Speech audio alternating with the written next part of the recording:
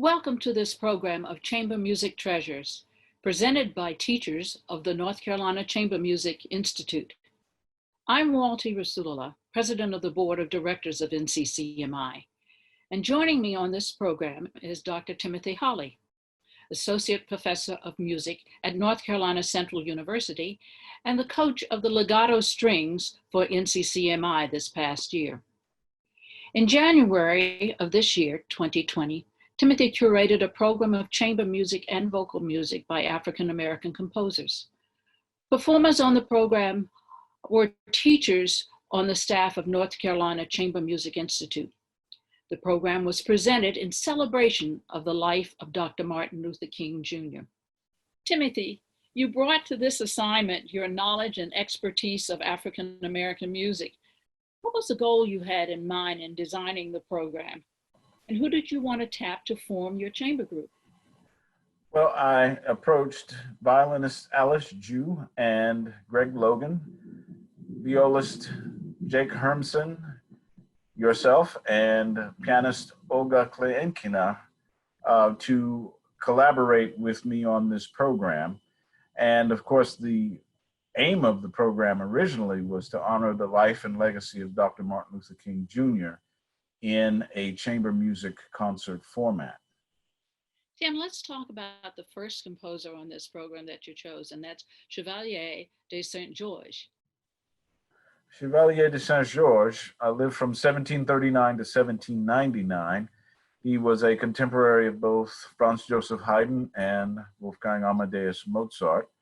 He was the son of a French nobleman and a Senegalese slave by the name of Nanon. He was born on the island of Guadeloupe in the French Caribbean. He was given music lessons as a child, and then when his father took him to France, along with his mother, Chevalier de Saint-Georges was given both this title. His real name was Joseph Boulogne de Saint-Georges. He was given the title Chevalier as a tribute to his growing abilities as a swordsman, which was a part of his classical education in Paris. And in addition to the violin lessons, which he continued, he also began composing. So that by the time he reached adulthood, he was a gifted composer, violinist, and one of the finest swordsmen in France of his day. And the piece that you chose for playing on this program by him, tell us a little bit about that. The string quartet in C major dates from the year 1773 and also happens to be contemporary with some of the early quartets of both Mozart and Haydn. It's a two-movement work. The first movement is, it unfolds in the standard sonata allegro form of the classical style. And the second movement is a minuet that's played in the form of a rondo. So you hear the minuet stated and then it returns. But the style of the string quartet overall mirrors that style that both Haydn and Mozart were writing in at the time.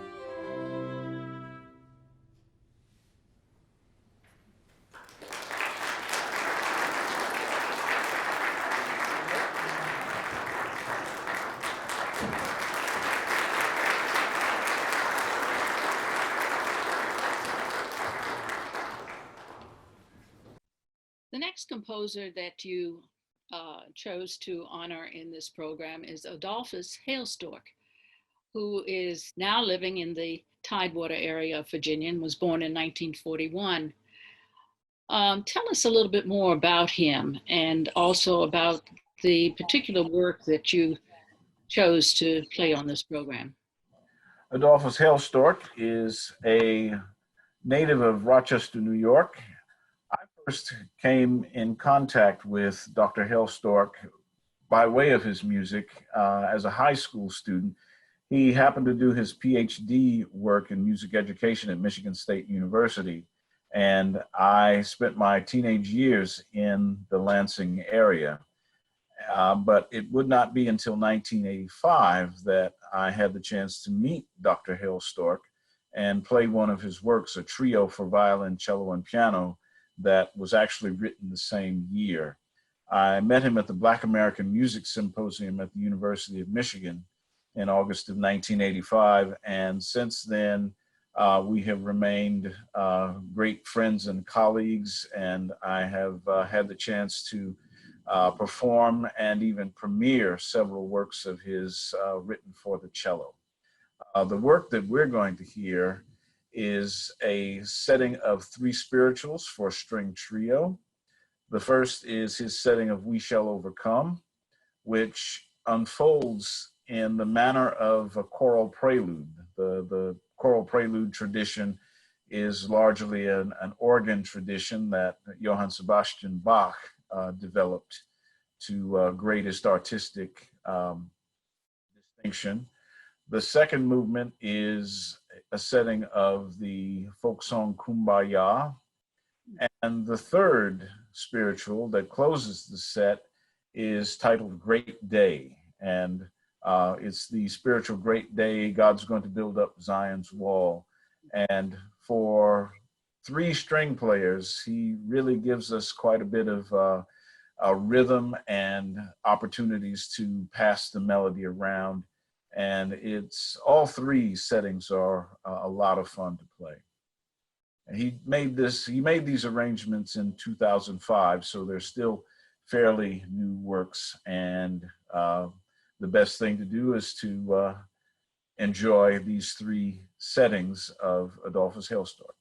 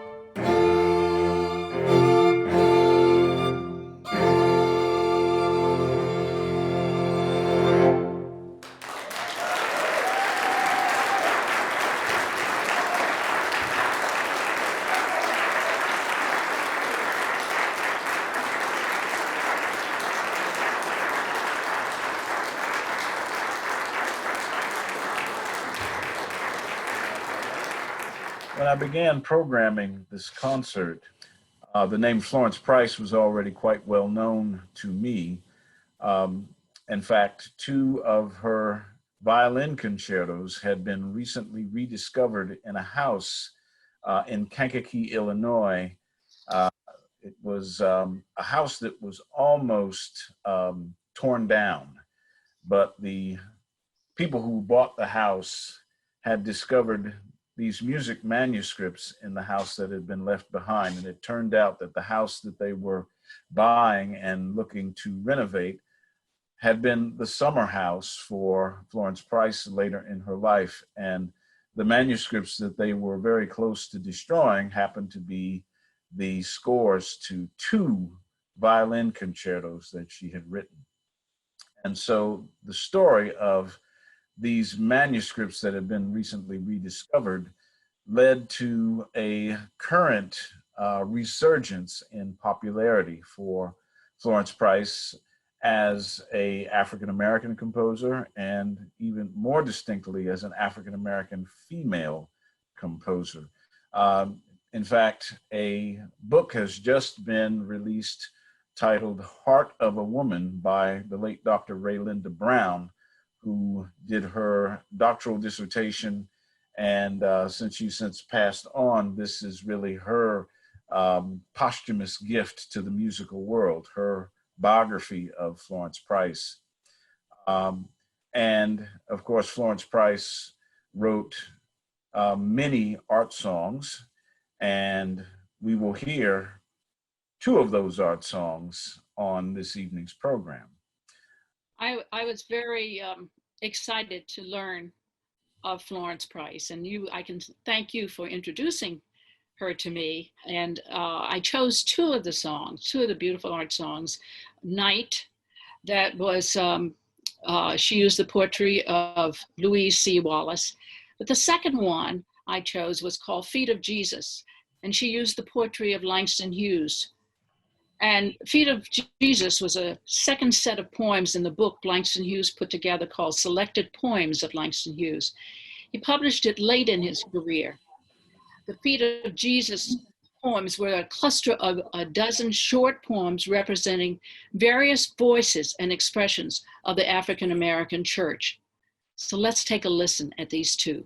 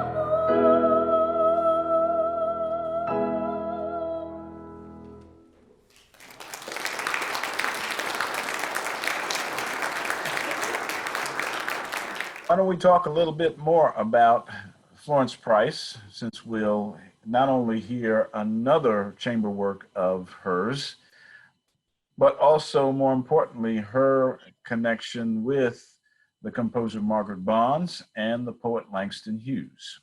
That's correct. I mean, those three were very much connected. Langston Hughes, of course, as a poet, and with his beautiful musical way that he writes, many of his poems were used as lyrics for songs that many composers wrote, but certainly these two people were very, very close and worked quite well together. I chose in this setting the poem Dream Variation, which Margaret Bonds set to music.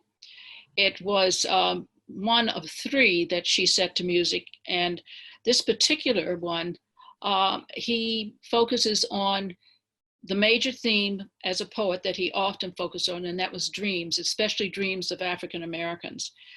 In this song, he expresses his and the singer's wish for a carefree life away from color persecution and racial discrimination.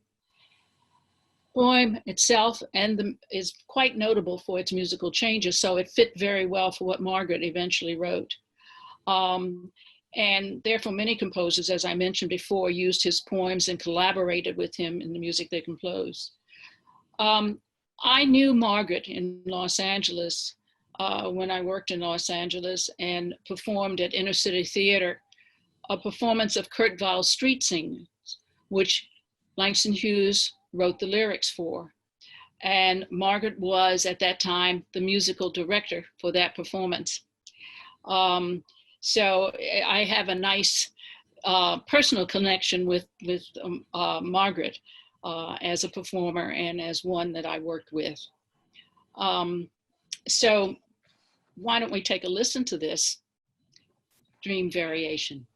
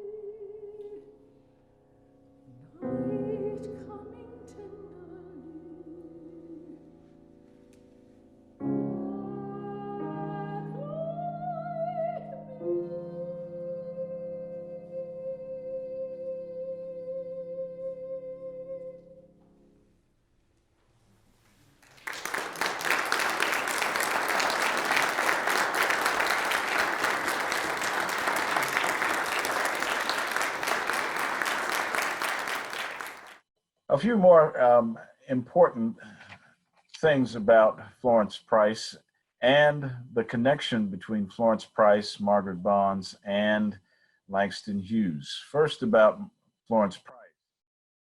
Florence attended the New England Conservatory of Music and graduated in 1906 with degrees in both piano and organ, which was highly unusual for any student graduating from the conservatory at that time. Of course, the presumption, the cultural presumption, was that women graduating from the conservatory with degrees in piano would return to their hometowns, set up piano studios, and perhaps also find a church to play in on Sundays. And presumably, once you have a church organ position, that also involves the choir. And that she did quite a bit during her lifetime.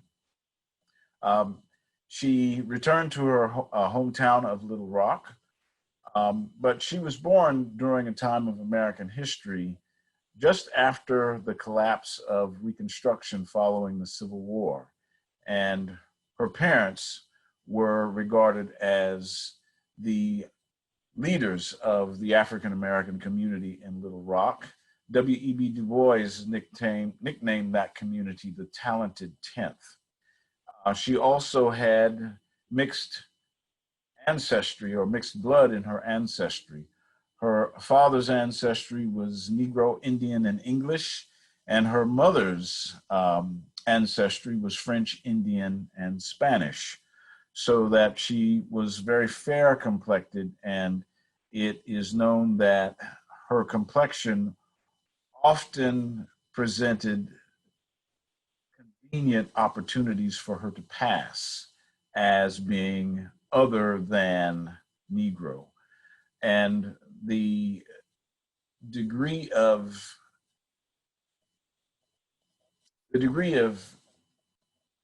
desire to represent the Negro race in that time, even though her skin was fair, must have been quite a challenge for her, but yet she still did.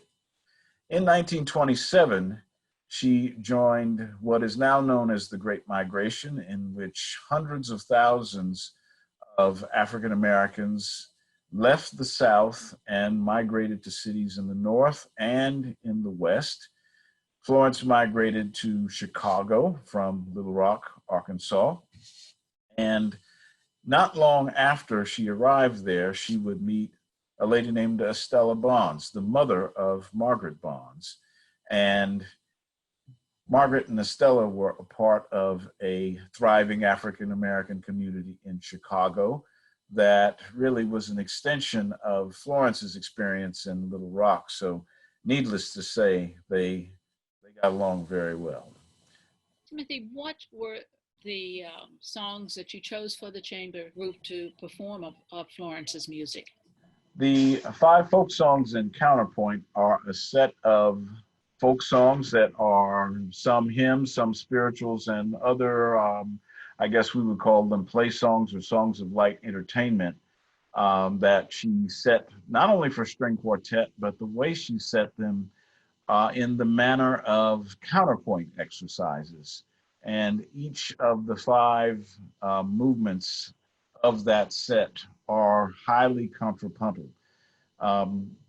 Because they are written for string quartet, of course, the tradition of Haydn, Mozart, and Beethoven are not very far from audiences or from musicians that play these works. I chose two of the inner movements of the set, Drink to Me Only with Thine Eyes, which of course is a very sentimental song that would have been quite popular during Florence's lifetime.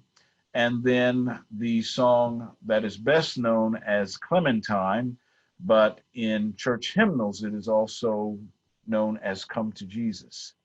And both songs are subjected to considerable contrapuntal treatment, but yet the counterpoint never gets old. And Florence's handling of the counterpoint don't simply tell the audience that she's copying Mozart or Bach. She is really establishing her own musical fingerprint on her work as a contrapuntalist, shall we say. And it provides quite a bit of fun for the musicians as well, because we have to interact with each other in very much the same manner as we would have to for a Bach fugue or a Beethoven late quartet movement, shall we say. So in this order, we'll hear Drink to Me Only with Thine Eyes, and then Clementine or Come to Jesus from the five folk songs in Counterpoint by Florence Price.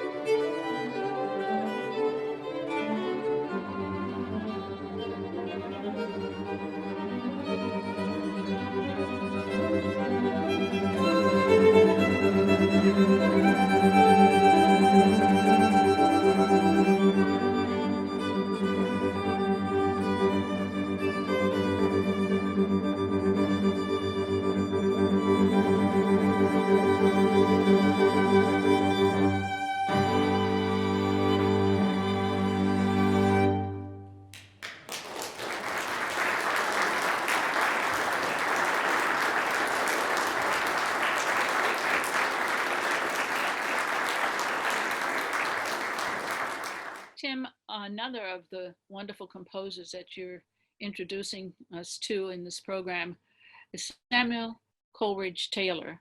Tell me a little bit about him. Samuel Coleridge Taylor was an Afro-British composer. He lived from 1875 to 1912. His father was a West African medical student, Daniel Taylor. He was from Sierra Leone. And his mother was a white English woman from Kent, a part of what is now London, England. His grandfather, on his mother's side, gave him a violin and encouraged his growing musical gifts. Samuel Coleridge Taylor entered the Royal College of Music in 1890 and stayed there until 1897. In 1896, Samuel Coleridge Taylor met Paul Laurence Dunbar, who had come to London, England, to celebrate the publication of his volume of poetry, Lyrics of Lowly Life, making Paul Laurence Dunbar an internationally celebrated American Negro poet. The two gentlemen met and hit it off immediately. In fact, there is an operetta that Samuel Coleridge Taylor wrote titled Dream Lovers. The poetry was provided by Dunbar and the libretto as well, and Coleridge Taylor wrote the music. In 1900, at the Pan-African Conference, Samuel Coleridge Taylor met and befriended W.E.B. Du Bois, who would 3 years later write a series of essays that we now know as The Souls of Black Folk. And in another volume of Du Bois's writings, titled Dark Water, there is a chapter titled The Immortal Child, which is Du Bois' memorial tribute to Samuel Coleridge Taylor. Coleridge Taylor made 3 visits to the United States in 1904, 1906, and 1910. The spiritual arrangements for piano trio that we're going to hear date probably from around 1904 and up through the year of that final visit. Samuel Coleridge Taylor also made a series of 24 Negro melodies arranged for solo piano, and they were commercially published by the Oliver Ditson Company in 1904, and Booker T. Washington provided a note of congratulations in the preface to that published edition. So if a composer of African heritage needed any more validation, Samuel Coleridge Taylor certainly got it between 1896 and 1904.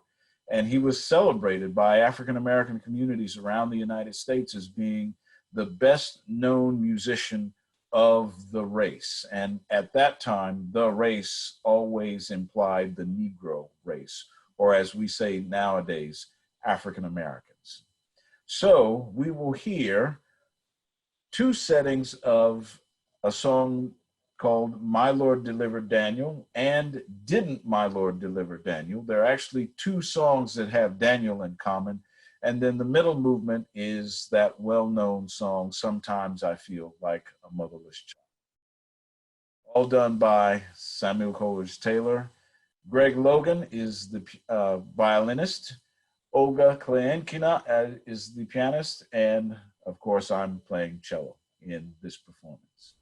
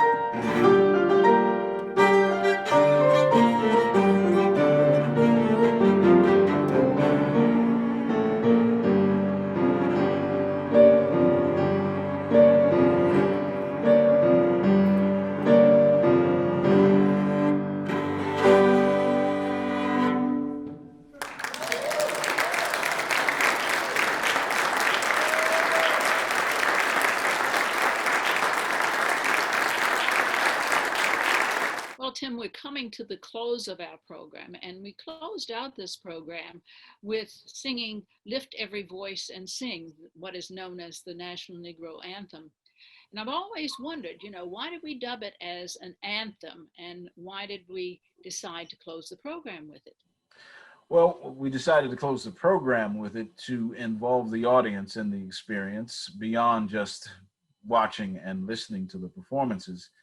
The poem Lift Every Voice and Sing is first of all, it's a poem written by James Weldon Johnson in 1899. It was written to celebrate the birthday of Abraham Lincoln, who at that time, and still in our time, is nicknamed the Great Emancipator because of his signing of the Emancipation Proclamation, freeing the slaves that were in the southern states in the middle of the Civil War.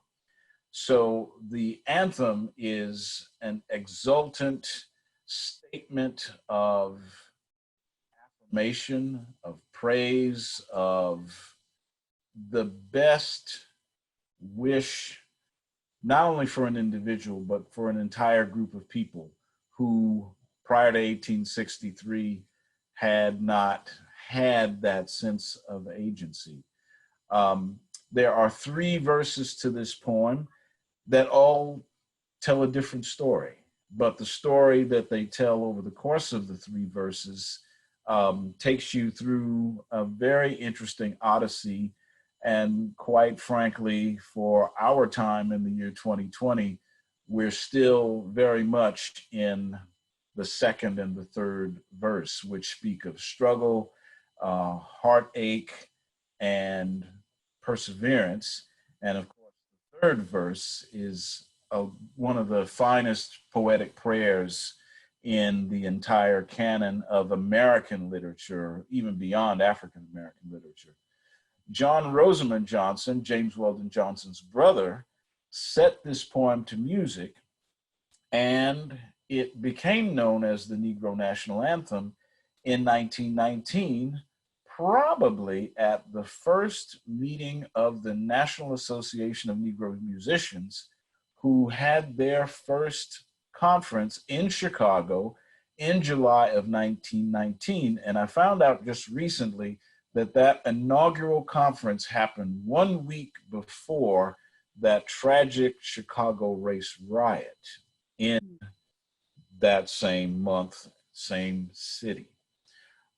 So the idea of an anthem as a statement of faith in one's own skin color, one's own history, no matter how bright or how dark that history was in terms of good or bad news, those things get celebrated in that poem and in that song of 3 verses.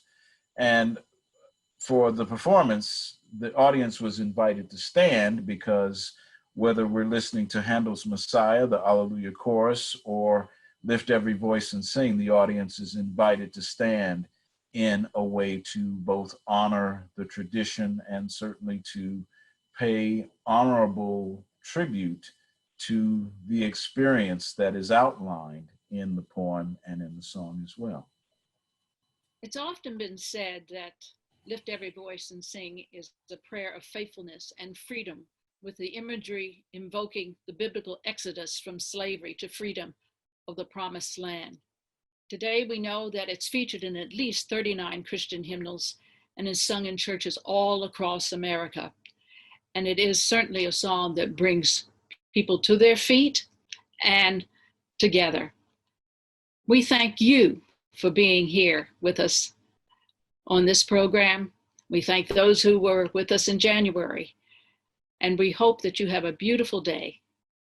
Thank you, Tim, for putting together such a beautiful program and for letting us invite all of these folks out there into seeing what we did in January. Waltye, it was my pleasure to put together the program, and certainly to collaborate with you, with Alice Jew, with Greg Logan, with Jake Hermsen, with Olga Kleankina, and certainly with our recording engineer, Nathaniel Yaffe, in putting together what was, and hopefully will be the first of many very engaging programs for the North Carolina Chamber Music Institute. It was my pleasure.